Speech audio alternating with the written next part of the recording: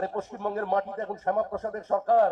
শ্যামাপ্রসাদ মুখার্জি যে অখণ্ডতার স্বপ্ন দেখিয়েছিলেন আবার বিভক্ত করতে চাইছে। কারণ বিজেপি আরএসএস নিজেই শ্যামাপ্রসাদকে মানেন না। আমি চ্যালেঞ্জ করছি শ্রমিক ভট্টাচার্যকে। মুসলমানদের যেমন শরিয়তি আইন, সেরকম হিন্দুদের জন্য হিন্দু কোড উত্থাপন করেছিলেন।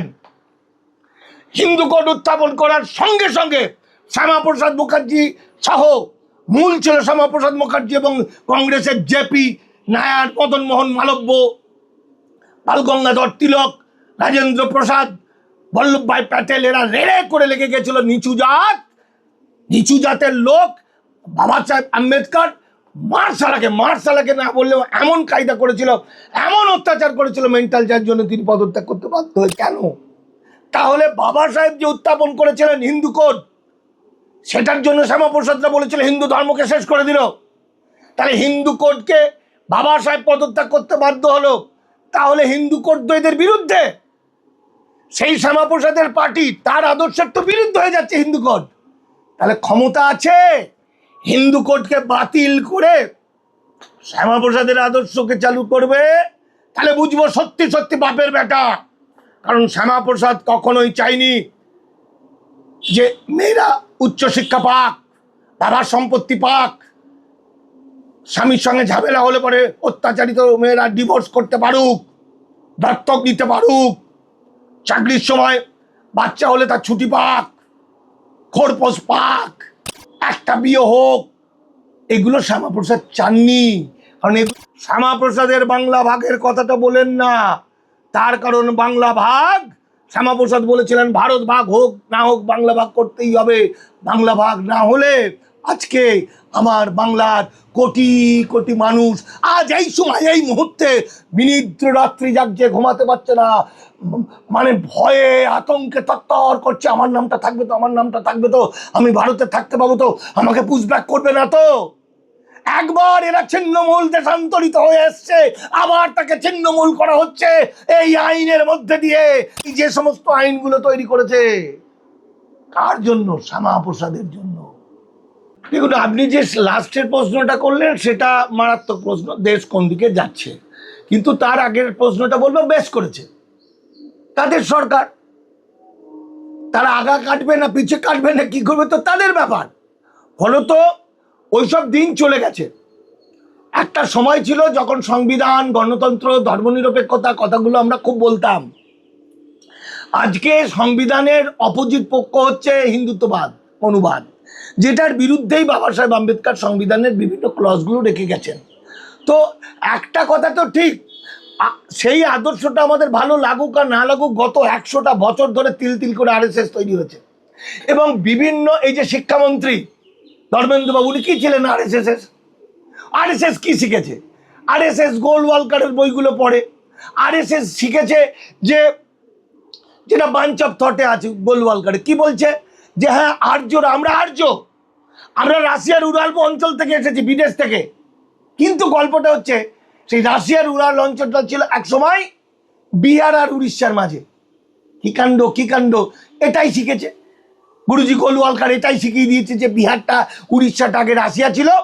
তাহলে ওই আবার কর্ণাটকের ক্লাস 8-এর সরকারের বইতে কি দেখেছিলাম, বীর সাভারকার জেলবন্দি হয়ে সেলুলার জেলে ছিল, কয়েকটা টুনটুনি পাখি আসতো প্রতিদিন, তো একটা টুনটুনি পাখির ওপর উনি টুনটুন করে ওপরে উঠে বসতেন, তারপর সেই পাখি উড়িয়ে নিয়ে গিয়ে দেশপ্রেম হতো, স্বাধীনতা সংগ্রাম করত।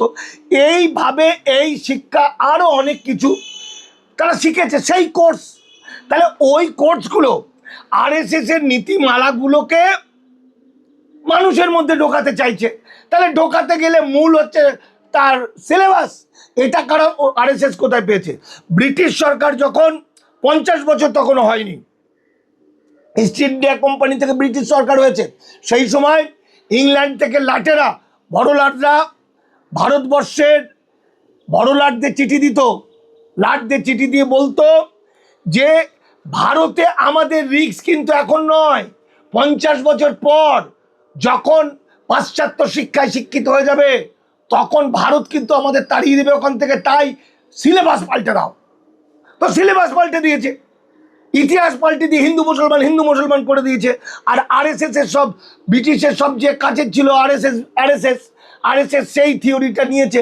ফলত আজকে ধর্মেন্দ্র প্রসাদকে দিয়ে, প্রধানকে দিয়ে সিলেবাস চেঞ্জ করে দেওয়ার কাজ হয়েছে।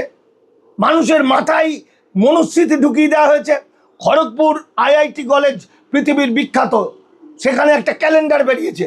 সেখানকার সায়েন্টিস্টরা কি বলছে ক্যালেন্ডারের মধ্যে দিয়ে? সেখানে বলছে যে আমরা যেটা ইতিহাসে জানি যে 2500 হরপ্পা মহেঞ্জোদারো সভ্যতার 2500 পর, হরপ্পা মহেঞ্জোদারো মানে অনার্য সভ্যতা, মানে শূদ্র সভ্যতা, মূল নিবাসী সভ্যতা, তার 2500 বছর পরে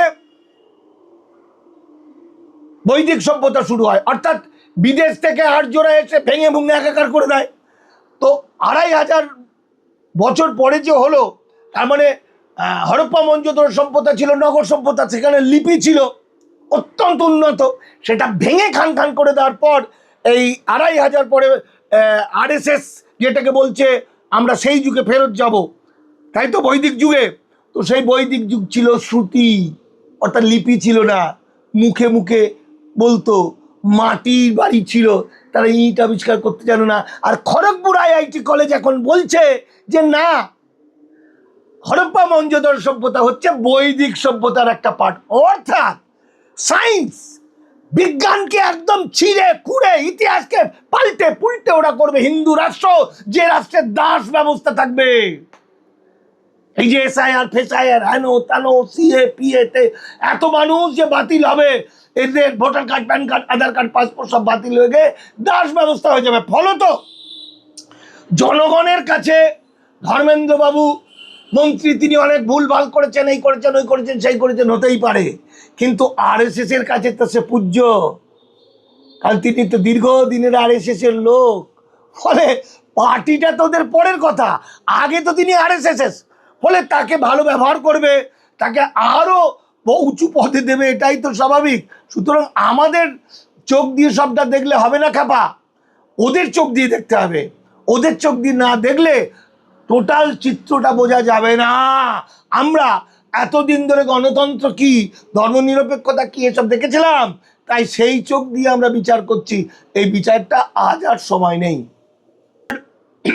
শ্যামাপ্রসাদ মুখার্জি হিন্দু মহাসভার সভাপতি ছিলেন, পরবর্তী সময় জনসংঘ করেছিলেন, জনসংঘটাই বিজেপি, এবং তিনি কলকাতার ভবানীপুরের মানুষ ছিলেন। এখন প্রশ্নটা হচ্ছে, রাজ্যের মানুষ নেতাজি সুভাষচন্দ্রের আদর্শ ফলো করবেন নাকি শ্যামাপ্রসাদের আদর্শ ফলো করবেন, এটা রাজ্যের মানুষ ঠিক করবে।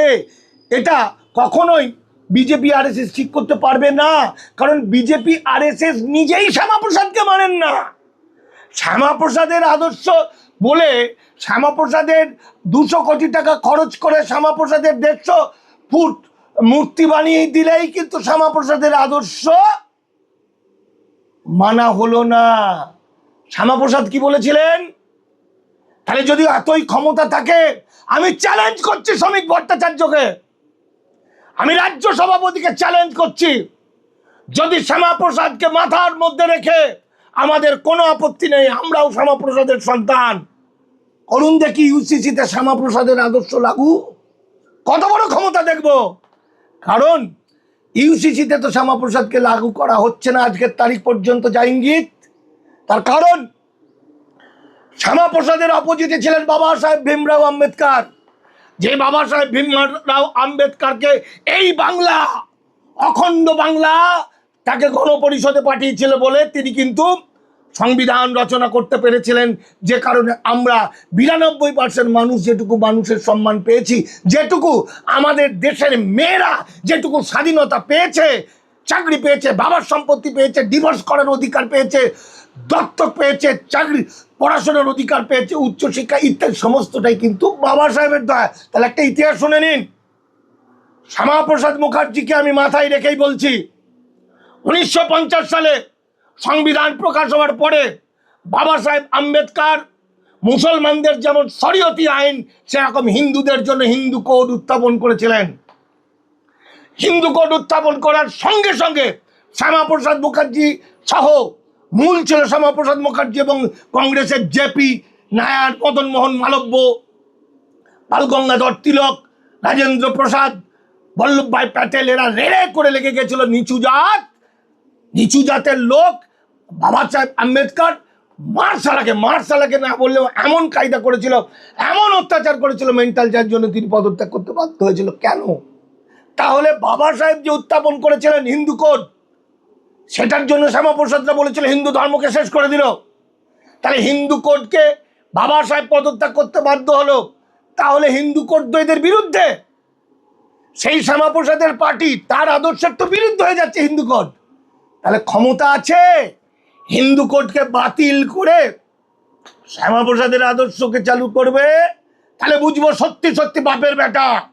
কারণ শ্যামাপ্রসাদ কখনোই চাইনি যে মেয়েরা উচ্চশিক্ষা পাক, বাবার সম্পত্তি পাক, স্বামীর সঙ্গে ঝামেলা হলে পরে অত্যাচারিত মেয়েরা ডিভোর্স করতে পারুক, দত্তক নিতে পারুক, চাকরির সময় বাচ্চা হলে তার ছুটি পাক, খোরপোশ পাক, একটা বিয়ে হোক।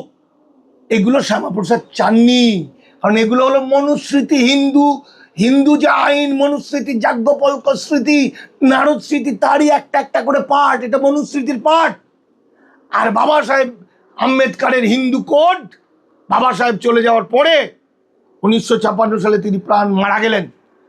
মারা যাওয়ার আগে তিনি ভাবলেন যে হ্যাঁ, রাজনৈতিক দল করা দরকার। তার আগে তিনি রাজনৈতিক দল করেননি। তিনি RPI, Republican party of India তৈরি করলেন। তারপর তিনি মারা গেলেন এবং জওহরলাল নেহেরু বাবা সাহেবের হিন্দু কোডকে আইনে রূপান্তরিত করে দিল। আজ যে এই যে অগ্নিমিত্রা পল, তিনি আজকে রাজ্যের অন্যতম মন্ত্রী, স্যালুট জানাই তাকে। প্রাক্তন মুখ্যমন্ত্রী মমতা বন্দ্যোপাধ্যায়, স্যালুট জানাই তাকে। আজকে আমার মায়েরা, বোনেরা, ডাক্তার, ইঞ্জিনিয়ার, মুক্তার চাঁদে যাচ্ছে, চাকরি করছে। কার দয়ায়? বাবা সাহেবের দয়ায়। যদি শ্যামাপ্রসাদের আদর্শ থাকতো তাহলে তারা এতটা ঘোমটা নিয়ে ঘরের মধ্যে থাকতো, তাকে বাইরে বেরিয়ে চাকরি করার অধিকার থাকতো না। তাই শ্যামাপ্রসাদের আদর্শ বলে মুক্তি করছেন, করুন। শ্যামাপ্রসাদের আদর্শ বলে সমস্ত জায়গায় উৎসব করছেন, জন্মদিন পালন করছেন, করুন। আমরাও প্রণাম জানাই, নমস্কার জানাই। শ্যামাপ্রসাদের বাংলা ভাগের কথাটা বলেন না। তার কারণ বাংলা ভাগ, শ্যামাপ্রসাদ বলেছিলেন ভারত ভাগ হোক না হোক বাংলা ভাগ করতেই হবে। বাংলা ভাগ না হলে আজকে আমার বাংলার কোটি কোটি মানুষ আজ এই সময় এই মুহূর্তে বিনিদ্র রাত্রি জাগছে, ঘুমাতে পারছে না, মানে ভয়ে আতঙ্কে তত্তর করছে। আমার নামটা থাকবে তো, আমার নামটা থাকবে তো, আমি ভারতে থাকতে পাবো তো, আমাকে পুশব্যাক করবে না তো। একবার এরা ছিন্নমূল দেশান্তরিত হয়ে এসছে, আবার তাকে ছিন্নমূল করা হচ্ছে এই আইনের মধ্যে দিয়ে। এই যে সমস্ত আইনগুলো তৈরি করেছে, কার জন্য? শ্যামাপ্রসাদের জন্য। কটা মানুষ থাকবে? যদি এখানকার 50% মানুষ বাতিল হয়ে যায়, দাস হয়, কৃতদাস হয়, হিন্দু রাষ্ট্রের দাস হয়ে যায়, হিন্দু রাষ্ট্র তো হবে, সেখানে নাগরিক কজন থাকবে? তার জন্য। আর যদি এটা কোনো অঘটন হয়ে থাকে তাহলে তার জন্য দায়ী কে? আর যদি ভালো হয়ে থাকে তার জন্য নাই শ্যামাপ্রসাদ স্যালুট। কিন্তু যদি অঘটন ঘটে, এই যে লক্ষ লক্ষ মানুষের নাম বাতিল হয়ে গেছে SIR থেকে, যারা ঘুমোতে পারছে না, খেতে পারছে না, থাকতে পারছে না, সমস্ত সুযোগ সুবিধা হারিয়ে ফেলছে, কার জন্য? শ্যামাপ্রসাদ মুখার্জির জন্য। সেটা একটা ইজম। তাই বলছি, বাঙালি শ্যামাপ্রসাদের ইজম মানবে নাকি আমাদের প্রাণের, হৃদয়ের, ভারতের স্বাধীনতার অন্যতম কারিগর নেতাজি সুভাষচন্দ্রের আদর্শ মেনে চলবে? সেটা আজ নয়, ভবিষ্যৎ বলবে।